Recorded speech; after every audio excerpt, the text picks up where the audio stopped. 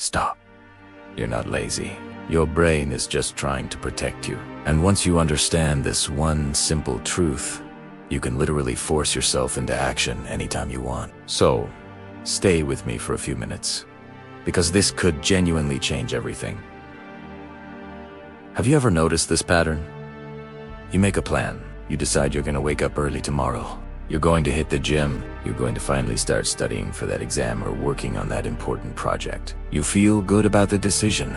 But then, when the moment actually comes, what happens? Your brain hits you with a barrage of excuses. Not right now. I'll do it tomorrow. Let's just scroll for 5 more minutes. And before you know it, those 5 minutes have mysteriously turned into 40, and you're left feeling frustrated and guilty. Let me tell you something crucial. You don't lack motivation. You're not broken. You're simply fighting against your own biology.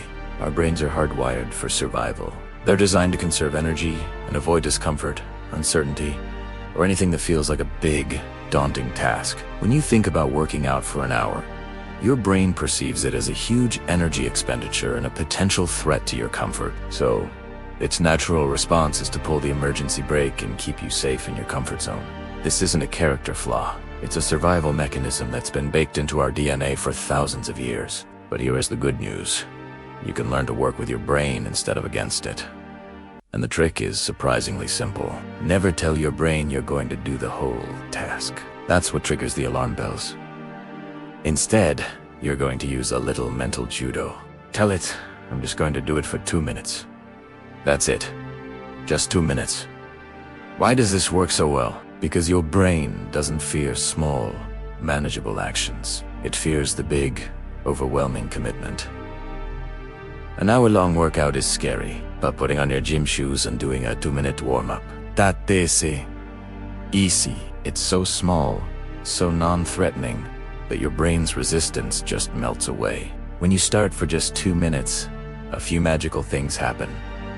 First, your resistance drops to almost zero. Second, as you begin the action, your brain releases a small hit of dopamine, the feel-good chemical associated with progress and reward. Third, you start to build momentum. An object in motion tends to stay in motion. Once you're moving, stopping, that actually feels harder than continuing.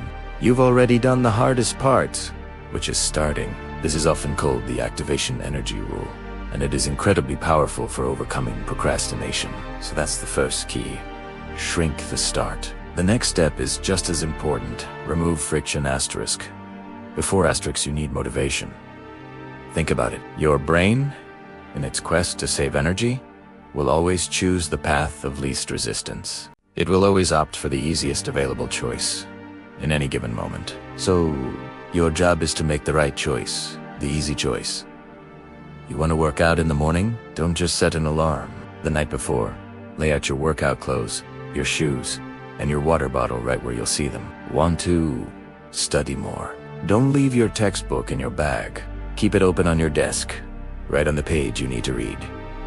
Want to stop mindlessly scrolling on your phone? The easiest way isn't to rely on willpower. It's to keep your phone in another room, out of sight and out of reach. When you set up your environment like this, you're not fighting a constant battle with your urges. You're designing a system where your biology starts working asterisk for asterisk, you, not against you.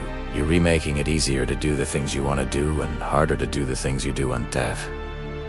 You're no longer relying on a finite supply of motivation or willpower. You're relying on a well-designed environment. So please, remember this. You are not lazy. You are just untrained in the art of managing your own mind. Once you understand how your brain really works, you can stop fighting yourself. You can stop the cycle of guilt and frustration. And that's the moment when self-discipline stops feeling like a chore and starts becoming automatic. So start small, win the day, every day, with tiny actions. Rewire your brain slowly, 1 2-minute habit at a time. Do this consistently, and I promise you, your future self will look back and thank you for it. Thanks so much for watching. If this helped you, make sure to subscribe for more tips on how to build a better life.